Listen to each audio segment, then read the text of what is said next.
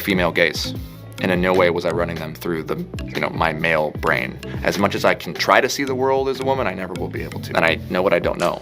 So early on, we brought on an intimacy coordinator, and I started meeting with her to figure out what are ways that I can shoot this. How can this always reflect back, one, to the source material, and while we might not be recreating exactly what was in the book, how can we recreate the feeling? So difficult being a director in some instances, because so often the vision of the film is just in my head, and it's my job to try to figure out how to get everybody on board to have this shared vision. And so sometimes during this process, as I'm playing Ryle or as I'm directing, there's just times when maybe words get stuck and I don't get it out the way that I want to, or we're running out of time, and there's always challenges. Every movie is a miracle. And this is all Blake.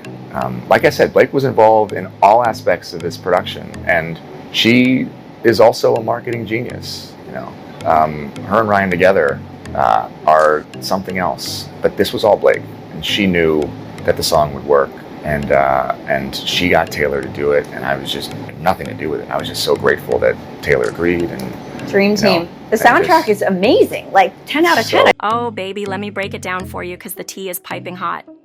So, last night the court went and unsealed a stack of documents in this messy case, and guess who just dumped all of it on the docket like it's hot gossip? Yup, Michael Gottlieb, Blake Lively's lawyer, came through dropping files like mixtapes. I've been digging through some of this juicy mess, and baby, we need to talk about what really went down, not just on that movie set, but also during the promo circus, and before they even started pushing this film. Now, y'all been hitting me up asking, what's even defamatory about fans saying the film's marketing was out of pocket? Like, where's the lie in calling Blake out for how she tried to push this movie? But listen, none of that fan chatter was even in Melissa Nathan's playbook on how to clean up the chaos Blake stirred by dropping shady lil stories to the press about Justin Baldoni. Okay, now hold up, let's rewind this drama real quick. So, if y'all remember, Sis had him signing papers back in November 2023. Yup, Blake had that doc lined up real official, laying out all the protections she wanted before she even stepped foot back on set. And baby, that paper gave her major boss moves on this film, like so much power that even Justin Baldoni had to acknowledge it by January. Now catch this. Before they even resumed filming, before that now infamous penthouse meeting where rumor has it, Ryan Reynolds went full-on screaming and hollering at Justin. Justin was already telling his crew he was stressed, like big stressed.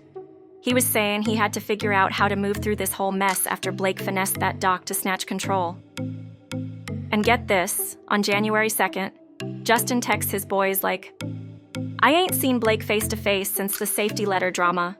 I'm feeling all types of ways. She used that claim to flip the whole production in her favor. Hugh, it's giving power play. Now this part right here, it's straight out of a soap opera. So Justin was out here pouring his heart out in texts like, I'm trying to keep it together, steer this ship like a captain, but the whole damn boat feeling hijacked. He's basically saying he's stuck trying to give Blake almost everything she wants, while still trying to hold on to some shred of his own creative vision. And starting that Friday, he had to show up and act alongside a woman who, according to him, would weaponize anything he said or did. That's deep. He even admitted it was terrifying, but said he felt some kind of spiritual protection. Then he opens up the chat thread again like, I need support, y'all. And boom, his people come through. Somebody said they were literally at the temple and would pray for him. Then a flood of love started rolling in. From friends, from his co-star Adam, even from Rainn Wilson. Like folks really rallied around him. The vibe was crystal clear. Justin believed Blake was out here twisting everything to tighten her grip on the film. And remember, this was all going down before filming even picked back up. January 2nd, and he's already waving the red flag. See, this ain't some petty made-up after-the-fact sob story Justin cooked up post-December 2024. Nah, this was his mindset way before that. Let's make that clear. Now let me take y'all behind the curtain for a sec, because back when the movie was actually being promoted, baby, the convo happening online was nothing like the quiet little crisis scripts Melissa Nathan was drafting to maybe spin against Blake later, and that's where things start to get real shady.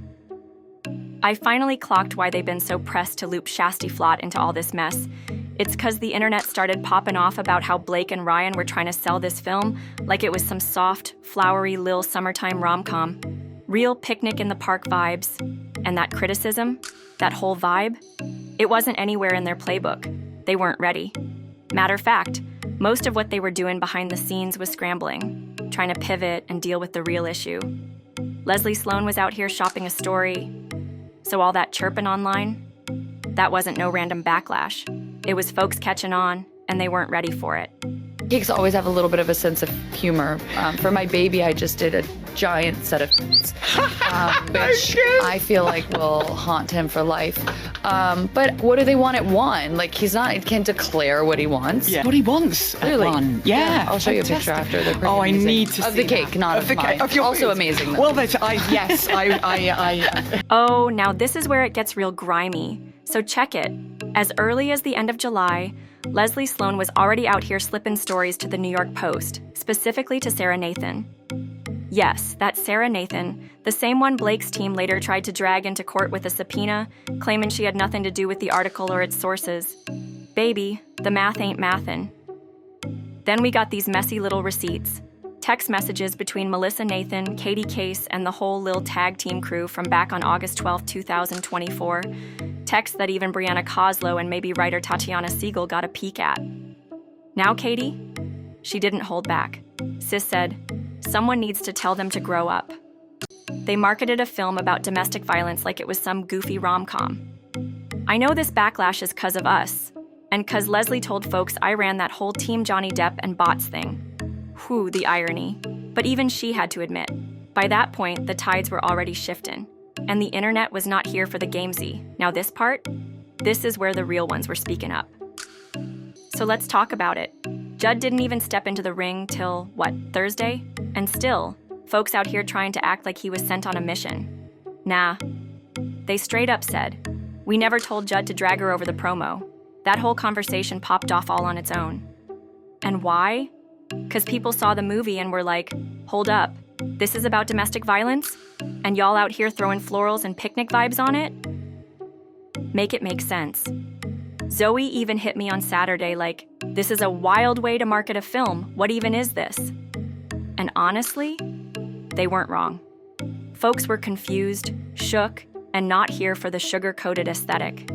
And listen, this wasn't some PR mastermind pulling strings in the background. Nobody orchestrated that outrage. This was real people, real reactions, real TikToks. No bots, no fake accounts, just viewers calling it like they saw it. They never told Judd, hey, drag Blake's promo choices. But guess what? That's exactly where the convo went. Naturally, organically. And once it started, it took off like wildfire. So just as the whole drama was popping off, the algorithm on TikTok went wild, and folks started spilling tea on how shady she was acting in those interviews. Like something straight up felt off. Folks were like, why is she dodging questions like that? Then it got real personal. Victims of domestic violence and Colleen Spans were all in their feelings about it.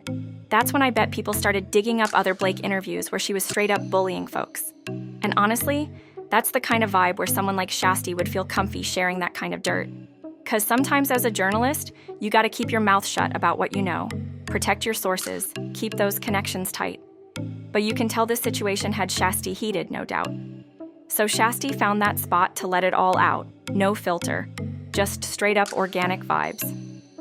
Then Blake drops this interview, totally brushing off a question about how she'd handle folks reaching out about domestic violence. Girl, it came off cold, like she didn't even care or see the people. She basically lit the whole damn fuse with how she rolled it out. Her dismissive attitude toward victims, that was the spark. Then bam, the internet jumped in, doing what it do, and the algorithm ate it up like candy. Of course, folks started screaming for a statement like, we want him to say something, but hold up, about what exactly? Still nobody knows the full tea on what they want him to address. The mystery's still cooking. You know, you have to stop saying that you're going to move to Canada whenever you're mad at something in the U.S. As a Canadian, I'm sorry, but no, you can't. I know we're friendly, but Canada's not your safe house. I mean, we barely let Canadians into Canada anymore, so please, pick somewhere else. I hear Finland is really lovely this time of year. So, Does the Justin crew want us out here trying to squash these fights on set rumors? They stay hella cautious, but they talk to Bologna, and girl, I can't get a straight vibe. Turns out they weren't even the ones tossing those fight stories out. Nah, that was all Blake's mess. Now here's where it gets real clear in the back and forth. After they pushed Wayfair hard to drop a statement, then finally got him to chill and not put one out of nowhere, Ryan Reynolds steps up. Yes, Ryan Reynolds starts sneaking tea to the Daily Mail, spilling all about how trash the movie was, how he had to swoop in because the script was a hot mess. Can you believe that? Remember that letter Ryan sent to the cops in Vancouver, talking about how he needed to save pedestrians, rescue folks on the street? Now he's flexing that savior complex again, but this time he gotta save the whole damn movie. But meanwhile, Ryan's out here telling the public if he hadn't jumped in and rewritten parts of the script, this flick would have straight up bombed and been a disaster. He had to save it. For his wife, no less. Like, his wife needed rescuing to shine, to make her career pop off. Justin, he's sweating all this, big time. Then Blake drops some text receipts in her amended complaint. One convo where Justin's like, my partners want to flip the script on this leak this morning. Ryan saying the script was trash, but he saved the movie. But girl, that convo? She left out some juicy parts. Melissa chimes in, nah, it's actually working in our favor. Ryan's looking bad, playing right into the narrative that they're the problem. It's good for us, bad for them. Then Justin throws in something about Ryan claiming the female writer hired was a feminist who didn't know how to handle a female film, using their own words against them. That flip? Easy. Thank you, next. And this is all Blake. Like I said, Blake was involved in all aspects of this production, and she is also a marketing genius. Her and Ryan together are something else. But this was all Blake, and she knew that the song would work, and she got Taylor to do it, and I was just nothing to do with it. I was just so grateful that Taylor agreed. And Dream team. The soundtrack is amazing. Like 10 out of 10. Cakes always have a little bit of a sense of humor. For my baby, I just did a giant set of which I feel like will haunt him for life. But what do they want at 1? Like he can't declare what he wants. Yeah. What he wants at 1. Yeah. I'll show you a picture after. They're pretty Oh, I amazing. need to see of the cake, that. not of mine. Of your also food. amazing. Though. Well, I You know, you have to stop saying that you're going to move to Canada whenever you're mad at something in the U.S. As a Canadian, I'm sorry, but no, you can't. I know we're friendly, but Canada's not your safe house. I mean, we barely let Canadians into Canada anymore, so please, pick somewhere else. I hear Finland is really lovely this time of year. Blake and Ryan? Oh, baby. They still making folks real money and stay booked and marketable. Their team got skin in the game, making sure they stay looking squeaky clean in them headlines.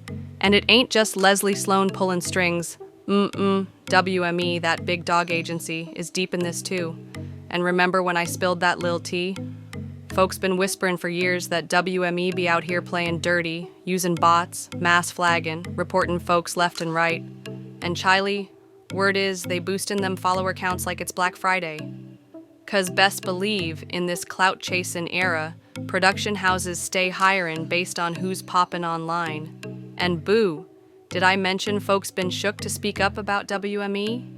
'Cause let's be real, they got that kind of power to blacklist folks real quiet and shut doors in Hollywood like it's nothin'. So now Judd Wallace done pulled up with receipts. He filed them docs he gave Blake, and then Blake hit him with an omnibus motion to Capel just last week, dropping all this tea from different folks. And baby, the way she movin', she low-key making folks tussle just to keep them docs sealed. But not everything's hush-hush. So yeah, some of that info gotta come out in the open, no blackout. Judd just slid the court a little letter too, asking they keep his bank info, number, emails, socials, the personal stuff, under wraps. Then boom, they went and dropped the whole exhibit Blake had filed straight into the court docket, front and center. And what got me side-eyeing? Just last week, Blake was out here crying foul in a motion to strike like, y'all only doing this so folks gotta fight to keep stuff sealed. But sis, your own omnibus motion got folks doing exactly that, fighting for their lives trying to keep things under wraps. Now in Judd's latest production, baby, there's a whole text thread sitting in there, along with answers to them interrogatories. And let me tell you, this thread, from late January to February, right when the block was hot, We talking lawsuits dropping, Justin's career spiraling, and folks pointing fingers at Melissa, Nathan, the whole crew for that alleged smear campaign. And them messages? Phew, Brianna Koslow, Brian Friedman, Dervla, Jamie Heath, Jason Sunshine, Jen Abel, one of the Lawrences, Matt or Michael, and Mitra, who's an attorney, all in the mix. I think Michael's one of their attorneys to MIT, Toskovich, Melissa Nathan, Rosa, Riley Long, Spencer, Summer Benson, and Teresa Legal. Okay, so there's some attorneys on here, and Jed put this into the documents. Okay, and Nathan, Melissa sent a message and says, why is the entire website deleted? And then Rosa said also access removed. I'm assuming for security reasons, Doc is hopefully downloaded somewhere. And then MIT's Doc, Toskovich, says, are we talking about the Google Doc or website? I have made a new Google Doc. The one Rosa started wasn't saving. And I believe the website was scrubbed because all the info would need uploaded again anyway. And Rosa said the Google Doc. And then MIT's wrote, yes, new Google Doc is with Jamie and Justin for review. And then we'll pass off to the rest. Mel, Jen, Legal, and then Rosa. So boom, they was planning a whole website to spill all of the so-called evidence. And it sounded like they were gonna drop it in a Google Doc too. But clearly, that didn't happen. Because when the site finally went live, baby, it was dry. Just lawsuit info, the amended complaint, and Exhibit A. Rosa was like, okay, great, thanks. But then came back like, hi, nah, nothing is live yet, not even in staging. She said they were just talking about that timeline doc they'd been working on, basically a play-by-play of all the mess. That's the same document she was supposedly trying to get from Rosa. But sis already got it from Judd. What's she playing at? Rosa's with Skyline Agency, BTW. But then, on February 22nd, a whole thread pops off. It's them watching and passing around social media posts. One was a video Jamie dropped of Zach Peter running his mouth about an HR complaint, saying none were ever filed. And Judd? He was like, phew, I love me some Zach Peter. Jed Wallace goes, also, a nice breakdown here. Hope everybody's having a beautiful family night. Now mind you, this was right around the time them 3 HR complaints got leaked. Remember that drama? Folks were out here trying to figure out if they were real or just made up fluff. And child, I just read them today, and let me tell you, they are giving fake, fake, fake. So the irony of all this coming up in these texts? Phew. Anyway, someone tells Jed, thanks for keeping me on track with all this, Jed. I appreciate you. So he was basically feeding them clips of what folks was saying online, which sounds like he was just watching from the sidelines, right? But then Jed says, same here. The forensic guys put it all in the reports, but some stuff I just enjoy more than others. It's given I'm not involved, but we see you, sir. So apparently, Wayfair out here keeping tabs on what folks are saying online. Makes sense, right? Because if you trying to prove it's all organic, best believe you watching every lil post like a hawk.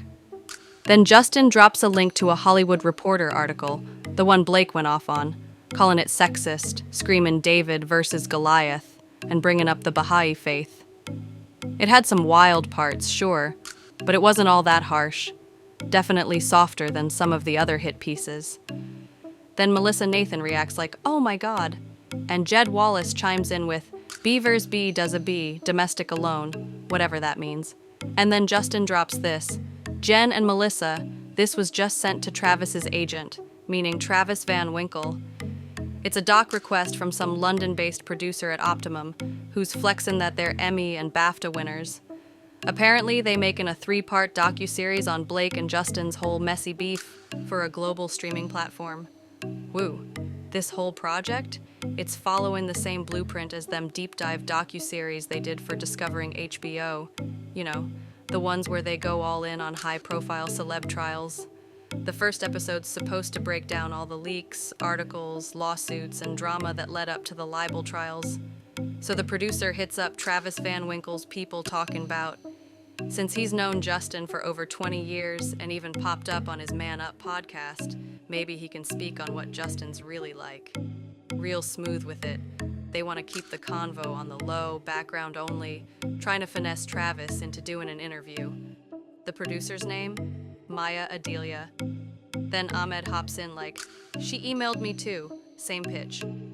Mitra jumps in with the casual flex like, oh, I've worked with them before. They did that Discovery doc on Johnny Depp.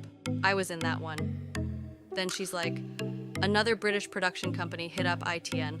They're doing a 1-hour piece too, not sure which streamer. Meanwhile, they just pass in clips like snacks, Zach again, and then something else they're all sharing. Drop your thoughts in the comments below. Let's talk about it. If you're feeling the vibe, hit that like button. And if you're new to the fam, make sure you smash that subscribe button. Don't forget to hit that notification bell so you're the first to know when we drop the latest and greatest. Thanks for tuning in. You know, you have to stop saying that you're going to move to Canada whenever you're mad at something in the US. As a Canadian, I'm sorry, but no, you can't. I know we're friendly, but Canada's not your safe house. I mean, we barely let Canadians into Canada anymore, so please, pick somewhere else. I hear Finland is really lovely this time of year. Cakes always have a little bit of a sense of humor. For my baby, I just did a giant set of which I feel like will haunt him for life. But what do they want at 1? Like, he can't declare what he wants. Yeah. What he wants at Really? 1. Yeah. I'll show you a picture after. They're pretty Oh, I amazing. need to see of the cake, that. not of the mine. cake, of your Also food. amazing. Though. Well, I Something Ryan Reynolds said to the cops up in Vancouver, and baby, it's wild. Folks stay confused on why people keep hollering that this judge is shady. But let me tell you, he got real pressed over some letters Perez Hilton sent, and probably a few spicy ones from creators calling him out for acting biased. Judges? Oh, they hate when folks speak too much truth. But the gag is, the Southern District of New York, baby, that place stay dirty. One of the most corrupt federal courts in the entire US. They out here dealing with more messy cases on crooked officials, cops, even judges than anywhere else in the country. Baby, the corruption in New York? Thick like grits, and it runs deep. So don't act surprised when folks start throwing shade and saying this whole case got a lil funk to it. 'Cause honestly, some of these rulings, they wouldn't fly anywhere else. The kind of leeway Blake and Ryan keep getting. Child, I ain't never seen nothing like it. That judge stay riding for Blake, like clockwork, ignoring real receipts, illegal subpoenas, shady moves, all of it. Just turning his head like he ain't seen nothing. Meanwhile, everything Wayfair does gets dragged like it's automatically wrong. And whew, let me tell you, I got something I've been holding back, but today, I'ma spill it. 'Cause I would not put it past Ryan Reynolds, not one bit. Trying to sway the judge or twist the court with his Hollywood clout? Oh, Ryan been on that. I got my hands on a whole case file, Chile, from way back in 2015 and 2016, when Ryan legit tried to get a paparazzo locked up. He swore up and down he got hit by a car, but the real tea, that pap snapped a pic of him in full Deadpool makeup before the movie dropped. You know, the one where he looked like he just walked out of fire. Yeah, that. And baby, Ryan snapped. One photo had him spiraling into a full-blown meltdown that lasted years, trying to toss that man in prison over straight-up lies. Then he pulled strings in Vancouver, talking big money and big movies like he run in the city. And oh, I got a letter he wrote to the cops, and you need to hear every single word. This came after he already ran his mouth to police. Dated April 12th, 2015. And listen, I ain't never dropped this full letter before, so buckle up, because we're about to step into Ryan Reynolds' actual mindset. It starts all proper. Hi, my name is Ryan Reynolds, and I'm an actor, public figure from Vancouver, BC, Canada. Then he name drops his wife, Blake Lively, Blake Reynolds, and their baby girl, James Inez Reynolds. He even tosses in his mama's name, Tamara Lee Reynolds. Like, okay, sir, we get it. Then boom, he dives right into the drama. Says he got a long history with Richard Fidek, some paparazzo who'd been on his nerves. Claims the first time he clocked Richard was 4 years earlier in Vancouver when he and Blake were just trying to chill with fam. But Ryan says Richard tailed them in his car, pushing wild speeds, creeping up behind him like he was in a Fast and Furious movie or something. Let me be real clear, none of this went down, not a lick of it. But here go Ryan acting like he's saving the streets, talking about he feared for Blake, himself, and all the innocent folks just trying to live. Says he pulled over and hopped out like he was about to check somebody. And who's there? Richard Vidak, popping out with a long lens camera, snapping pics like it's TMZ live. Now listen, Ryan knows he's famous, knows people go and catch him out in public, but he acting like it was shocking this man had a camera while driving. Sir, you're not the president. Anyway, he calls the whole thing aggressive and says it had him shook. So instead of saying anything, he claims he dipped back in the car and kept it pushing. But not before saying Richard kept tailing him so close, he swore their bumpers were about to kiss. The way he tells it, they were scared, frustrated, and just straight up confused. So boom, we get to the part where Ryan say once they reached his mama's spot, Richard posted up outside like he was in a spy movie. He says they peeked out the window and saw him pacing, circling the front, dipping into the underground parkade, and even hiding behind bushes across the street. Now pause, I already dragged this whole story in a past video, so let's be real. None of this is true, not a drop. Doesn't line up with any of the receipts. He pulled this straight out of his Hollywood imagination, and that's just facts. And if you want to see where I broke it all down, go peep the episode in my podcast playlist. Now here's the kicker. Ryan says Blake got history with a stalker, so all this extra from Vidak had her on edge. Then he claims they spotted Richard like 12 more times from their hotel window and even from the 5th floor gym. So dramatic. And apparently, to avoid a vehicular collision, they stayed holed up in that hotel room the rest of the trip, okay? So instead of stepping out, they had family come to them, real incognito vibes. Then, fast forward like 3 years, they head back to Vancouver and they swear up and down they were so shook that Pidec would pop up at the airport. They pulled a whole detour, flew into Seattle, rented a car, and drove 2 hours from SeaTac to dodge him. I mean, the dramatics. But plot twist, he still figured out they were in town.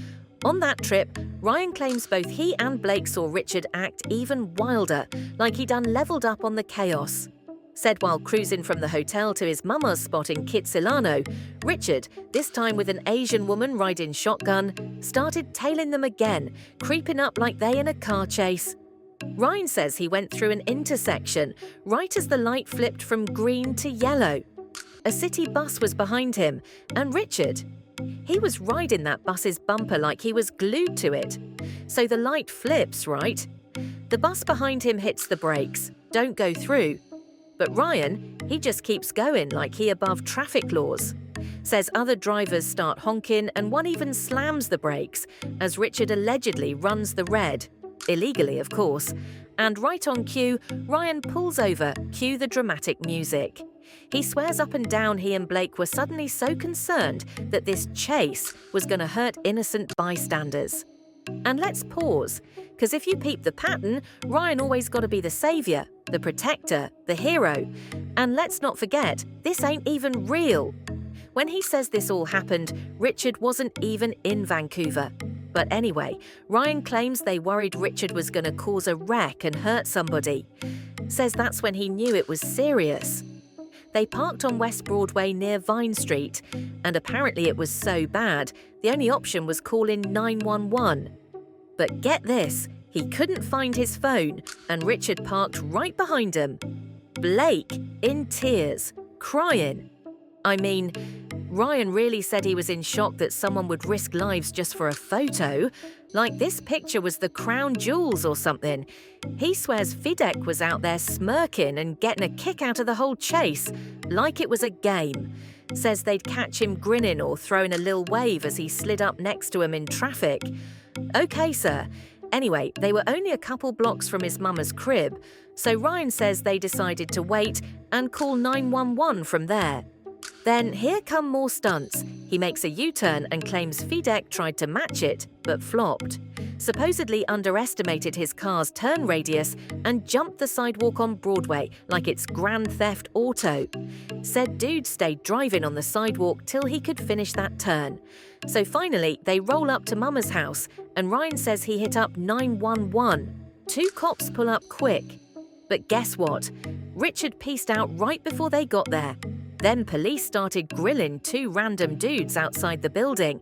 Turns out they were also caught on Richard's camera, part of some paparazzi syndicate or something. And here's the kicker. None of that actually went down. Ryan just straight up made it all up because he was salty. Richard snapped those photos leaking everywhere. Fast forward 2 years, Ryan's on set filming a Canadian flick called The Captive in Sudbury, Ontario. Just over 3 weeks of work. He and Blake were crashing at this tiny hotel when bam, they spot Richard again, stalking him all over town like he ain't got no chill. So Ryan says they had like 6 of these wild chases, just straight up stalking vibes. He claims Richard was all up in their hotel halls, sneaking around like he owned the place, even though he wasn't even a registered guest. But hold up, turns out that ain't true. Dude spent most his time on the film set and lounging around the hotel, just following them like a shadow. They got so fed up, they basically stopped leaving the hotel except for the bare essentials. Groceries, work, that's it. Blake was so shook. After the first week, she wouldn't step foot outside at all.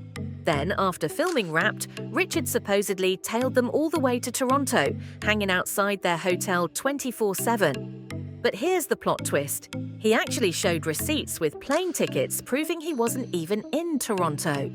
Drop your thoughts in the comments below. Let's talk about it. If you're feeling the vibe, hit that like button. And if you're new to the fam, make sure you smash that subscribe button. Don't forget to hit that notification bell so you're the first to know when we drop the latest and greatest. Thanks for tuning in. What I can say without going too into it is that this year has been full of the highest highs and the lowest lows of my life. And I see so many women around afraid to speak, especially right now, afraid to share their experiences. And fear is by design, it's violent. But I also acknowledge that many people don't have the opportunity to speak. So I do feel fortunate. And it's the women who have had the ability to use their voice that's kept me strong and you know, helped me in my belief and my fight for the world to be safer for women and girls. This whole case been nothing but a messy lil spin game. It's flip-flopping from one weak excuse to the next, one half-baked theory after another, just doing the absolute most to dodge accountability, all while trying to rock the victim cape.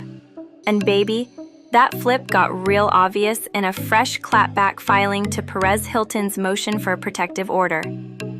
Now Perez wasn't playing. He went straight to the court like, "Judge, I need y'all to step in," saying Blake Lively got no business throwing out subpoenas left and right unless the court greenlights it first. He called it out for what it was: bully tactics, intimidation, harassment, all that. And unlike the rest who begged for protection, this judge said, "Okay," stamped it official, and told Blake she had till yesterday to speak up. Now Perez already got up on his platform and gave a whole dramatic reading of that document, so I ain't finna read the whole thing either. But let's keep it 100. Perez is denying every single messy accusation they threw at him in them papers. Basically, they trying to paint him like he's some bought and paid for mouthpiece, working behind the scenes for Wayfair, like he out here planting stories, stirring the pot, and getting checks for it. Paid, unpaid, direct, indirect. Sis trying to argue there's some secret deal going on between him and Wayfair, saying he's out here twisting the socials and pushing lies about her name. Now look, Perez might not be everybody's cup of tea, I get it. He messy, but he's always been cool with me. Always respectful, always kind. And truth be told, the man do got jokes that make me cackle. He give real old school vibes, like back when the tabloids used to throw shade with slick lil nicknames and them shady one-liners that had folks gagging. Kinda like them throwback news anchors who always had a punchline ready. That's Perez. He blend in the facts with a whole lot of flavor. His videos got that mix, the actual tea, plus his spicy 2 cents, and a lil razzle-dazzle to keep it cute. And let's be real, that's the formula. Y'all don't just pull up for cold hard facts. Y'all want the drama, the giggles, the whole show. Now sis, on the other hand, she done switched her storyline again. It ain't about denying the smear campaign anymore, nah. Now she hollerin' that she being robbed of discovery cause folks claiming privilege left and right or suddenly got amnesia and deleted the receipts. Or folks conveniently misplaced the tea, like the idea that maybe the evidence just ain't there. That's never even on the table. Ain't no world where she just says, "Hey, maybe I got it wrong." Nope. It's always some tale about how they blocking her from getting the goods she need to prove her case. And when I peeped that part, I damn near rolled my eyes into next week, but honestly, why am I even surprised? Now, since Wayfair is giving her the cold shoulder on them docs, saying they're protected by privilege, Sis decided to get slick. She spotted one name on a group text that's in that privilege log, found out this woman lives in Texas, and now she rolling up on her. She trying to say this lady got no right to claim privilege, so she want to snatch them receipts from her instead. Still chasing them records, even after Liner told her no. Cause truth be told, they don't have the docs. Wayfair told her to fall back, cause all that was wrapped up in legal strategy, straight lawyer talk. But Sis ain't letting it go. She found one random person in that email chain, decided, this one ain't got no lawyer reppin' them, and boom. Now she trying to say the convo wasn't protected, so she want them receipts from that person instead. Like, girl, you really out here digging through legal hay trying to snatch one little thread and call it a breakthrough. But listen, that's a whole saga by itself. What I really want to get into is what went down with Perez. Cause baby, I spotted a little detail yesterday that's too good not to share. Sis is pressed over the titles and nicknames Perez be using. Some of y'all be saying the same names, even some content creators out here with the zingers. Me? I ain't never been good with nicknames. But she mad cause he called her things like Blackface Blake. And let's not forget, she the one who admitted to that mess. Lion Lively? Yep, she owned up to that too. Clue Ku Klux Khaleesi? Now that one caught me off guard. I ain't even heard him drop that one. Litigious Lively? That's just parody, baby. It's no different than folks clowning about the nice pool. Like, can we please remind folks you can't sue somebody just because your feelings got hurt? And as for his headlines? Whew, Perez be going in. Blake Lively's non-existent smear campaign falls apart. Blake Lively is so unethical. Blake Lively the bully. Justin Baldoni exposes new Blake Lively lies. I mean, savage. Then you got Don't Believe the Blake Lively Lies. Justin had nothing to do with Jenny's complaint. Blake lied. And Blake trying to silence Justin. He's scared. But listen, most of that ain't just drama. He pulling it straight from the docs. His title's spicy, yeah, but they really not that far from what he be actually spilling in his vids. But circling back to how Sis is deeply triggered by them Perez titles, girl, it's given pressed. So much so that she flipped his motion for a protective order into a whole cross motion to compel, even though he filed that motion to quash in Nevada. Now she out here sidestepping the Nevada courts and trying to force things in New York, even though that subpoena clearly says the tea gotta be spilled in Nevada. And instead of really addressing the issue of the protective order, like head on, she just kind of slides past it. Most of her energy is spent pushing that motion to compel. But here's where it gets wild. On page 15, she calls out something Perez actually dropped in his motion. A screenshot of one of my Instagram posts. Yep, she claiming that Hilton's argument about the subpoena being too much of a burden just ain't enough to prove that it's out of line. The only evidence Perez got? A lil unverified screenshot of somebody else's social post saying they spent over $5,000 on legal fees. That ain't solid proof, boo. That ain't even relevant to whether Blake did something shady.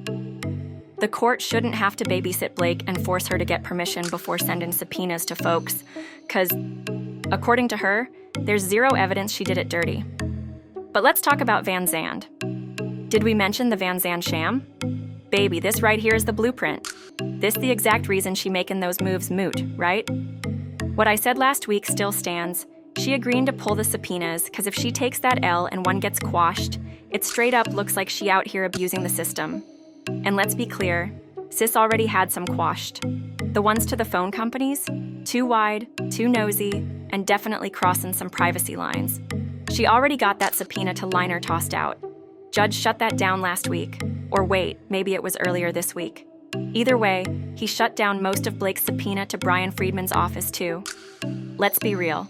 She would have caught more L's if she ain't start withdrawing those subpoenas ahead of time. So nah, it ain't fair to say there's no evidence she be serving these subpoenas wrong. And back to that tired lil screenshot. Perez mentioning someone saying they dropped over $5,000 in legal bills? The footnote trying to clean it up says, basically, yeah, Blake's sending subpoenas trying to find ties between Wayfair and all the content spread on YouTube and X. And yeah, she pulled some back after talking it out or seeing the motions. And they trying to say that's not harassment? Girl, okay. And side note, I did get hit with a bill today. I can't drop all the receipts because it's wrapped up in attorney-client privilege, but what I can tell you is this. I got hit with a bill today, totaling $5,580. And guess what the heading said? Blake Lively subpoena. Yup. In just 2 weeks, I ran up damn near $5,600 messing with Ms. Lively and her crew. A chunk of that was going back and forth with her legal squad, who, by the way, swore up and down I was part of some smear campaign. Told us straight up they knew I was being paid by Baldoni and weren't gonna back down. That was day one. But then folks started dropping documents saying we weren't connected. And my legal team came through like, hold up, she ain't on nobody's payroll. She got nothing to give y'all. She don't owe y'all a thing. She's an independent journalist. And magically, boom, they pulled back. But mind you, through all that, they never once pointed to a single post or statement I made. Normally, if someone hit you with a cease and desist or subpoena, they be specific. Name the post. Name the quote. Something. This film is a bit darker in nature. How was it getting in touch with your darker side? It was just more like all the facades that I put up, I just had let go, so you guys got to see the real me. I'm just a dark, horrible person, and I just got to let my flag fly. So there you go, this is the real me. They're riding for content creators and clapping back at Blake Lively and all them wild accusations she's tossing around about folks online, them subpoenas, and how Melissa Nathan's supposedly out here leading some secret, messy smear campaign against her. In a letter sent to the judge today responding to Miss Blake's Friday motion to compel, she basically crying foul saying creators getting served now making her look like the villain, and the internet heat is real. And she blaming Melissa for it just cause she marked one lil doc as AEO. Now she trying to pin the whole public dragging on Melissa Nathan. Sound familiar, don't it? So here's what he clapped back with, standing tall for us and Melissa. In the motion, she swears up and down that the Wayfair crew running some shady smear job, twisting the media game across the globe with secret sources just to make her look like the bad guy, but calling it untraceable. Like if I was walking with my husband late at night and I see a shadowy figure coming towards us and it's dark, I would normally go on the other side of him, just to, it's your instinct to try to have your protector protect you. We're walking with a stroller. I don't know where we're walking with strollers with shadowy figures, but just to give you, the emotional parallel, now I go and I stand in front and go towards the figure. Just it's very primal, that mama bear thing. Girl, stop. That don't even add up, because Blake know exactly which stories and writers got her pressed in the first place, but also blows up any reason she got for abusing this court and trying to twist them federal rules just to chase after what she call untraceable. And whew, ain't that the truth? Blake Lively knows exactly who she gunning for. She knows who she trying to drag through them subpoenas. This whole thing, just some wild, messy scheme to dodge the heat she knows she brought on herself. And now she claiming Tag might have hid their tracks back when the drama popped off on August 24th? Baby, that's a confession. That after months of digging, Blake done got thousands of pages of receipts, hit folks with subpoenas left and right, and still ain't got a shred of proof that the Wayfair crew ran any kind of smear game. All they did in August 2024 was stand 10 toes down and protect their name, like anybody would when dragged in public. Well, there were a lot of conversations early on before we cast. Honestly, before we even were at Sony, it was supposed to be a really small indie movie at Wayfair, and then Sony got involved later. Blake got cast, and it snowballed from there. But we had a lot of conversations about aging the roles up a little bit. Then they pulled up Judge Lyman's ruling, saying a company speaking up for itself ain't no Title VII retaliation. It ain't no adverse employment action. Plus, Tag ain't even on the scene till early August, so sis trying to say they turned the world on her in under 2 weeks? Girl, be for real. Not wanting to face the fact that the internet dragged Lively all on their own, her motion straight up tries to throw Tag under the bus for her crumbling rep, with zero proof to back it up. She out here saying folks named in them interrogatory responses been talking reckless about her and this whole lawsuit, like Tag and the Wayfair squad told them to do it. But what she don't mention is how wide them interrogatories really go. They ask for names of anybody Tag so much as emailed about Blake, her claims, or this court mess since May 24th. That's why them responses just list folks Tag sent clean, lawyer-approved quotes to when the press came knockin'. A character that is experiencing domestic abuse, and did being a mum to daughters play into that decision or impact your decision to take on the role? I didn't look at any one thing in her life because I think she's so much more than this thing that happened to her. And yes, it can change the course of her life, but it doesn't define her. She defines herself. And that to me is really, really beautiful. She's not a victim and she's not a survivor. Well, she may be a victim and she may be a survivor. She's also multitudes. Just like Blake's own team been doing, they issued statements tied to legal updates. And now she mad cause Melissa Nathan, who folks asking for comments, out here speaking? Sis swear that's somehow part of this untraceable smear plot. But them interrogatory responses ain't saying nothing like what she trying to spin. They don't admit Tag hit up folks to drag her name like she out here hollering. Ain't no secret scheme, no shady whispers. Truth is, Tag ain't said boo to no content creators about this mess or them claims until 2025 when folks came asking. What did I tell you? Whole thing playing out just like we knew it would. I knew it was about them requests for comment. I knew it because a bunch of us been out here asking for the same thing. Now her motion out here claiming that the interrogatory answers, them confidentiality labels, and that AEO stamp are messing with folks. Saying content creators caught up in discovery already got her looking like the bad guy, and that we trying to act like her digging for info is the same as some smear job. Whew! That's just a long-winded way of saying Blake Lively blaming Tag for the internet going in on her lately. This whole accusation? Baby, it's straight up nonsense.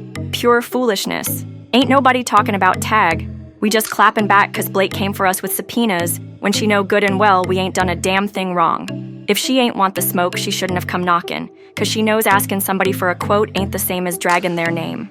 Let's start there. Plus, them interrogatory responses? Right now, they only for the lawyer's eyes anyway.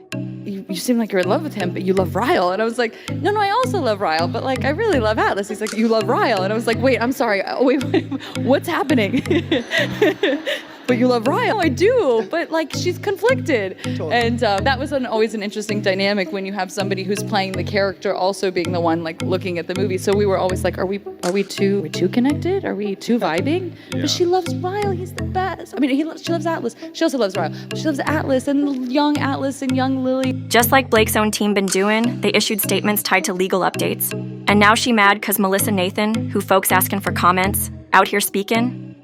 Sis swear that's somehow part of this untraceable smear plot. But them interrogatory responses ain't saying nothing like what she trying to spin. They don't admit Tag hit up folks to drag her name like she out here hollering. Ain't no secret scheme, no shady whispers. Truth is, Tag ain't said boo to no content creators about this mess or them claims until 2025 when folks came asking. What did I tell you? Whole thing playing out just like we knew it would. I knew it was about them requests for comment. I knew it, cause a bunch of us been out here asking for the same thing. Now her motion out here claiming that the interrogatory answers, them confidentiality labels, and that AEO stamp are messing with folks. Saying content creators caught up in discovery already got her looking like the bad guy, and that we trying to act like her digging for info is the same as some smear job. Whew! That's just a long-winded way of saying Blake Lively blaming Tag for the internet going in on her lately. This whole accusation? Baby, it's straight up nonsense. Pure foolishness. Ain't nobody talking about Tag. We just clapping back cause Blake came for us with subpoenas when she know good and well we ain't done a damn thing wrong. If she ain't want the smoke, she shouldn't have come knocking, cause she knows asking somebody for a quote ain't the same as dragging their name. Let's start there. Plus, them interrogatory responses? Right now, they only for the lawyer's eyes anyway. Blake's whole case tossed out like last week's leftovers. And when the judge dropped that gavel, he made it crystal clear. Sis can only bring that mess back to New York if, and that's a big if, she can prove he aimed his shady moves at New York, that it hit her directly and actually did her dirty there. But baby, she ain't got the receipts. Judge even said she could try her luck in another spot, like Texas. But I already told y'all, Texas ain't no cakewalk. She got roadblocks down there too, especially if she want to spin the block and hit him with a countersuit. It's giving legal gymnastics. And look, I had to rewind a bit, because when me and the legal crew were deep in this whole creator drama, things got real complicated, real quick. It was real obvious to me that her team is trying to moonwalk away from this whole Jed mess. Now they talking about, oh no, it wasn't just Jed in the mix. Everybody had their hands in that smear campaign. Like, they really trying to water down his role now, acting like he wasn't front and center the way she originally said he was. And the moment I peeped that switch up, I was like, she ain't refiling against him. Just a gut feeling, okay? And I told y'all that yesterday. But then I went back and looked at her first notice to him, when she was trying to drag him into that deposition. And baby, I caught something in that paperwork that's major. And get this, I also found a doc that just got unsealed, like yesterday. Drop your thoughts in the comments below, let's talk about it. If you're feeling the vibe, hit that like button. And if you're new to the fam, make sure you smash that subscribe button. Don't forget to hit that notification bell so you're the first to know when we drop the latest and greatest. Thanks for tuning in.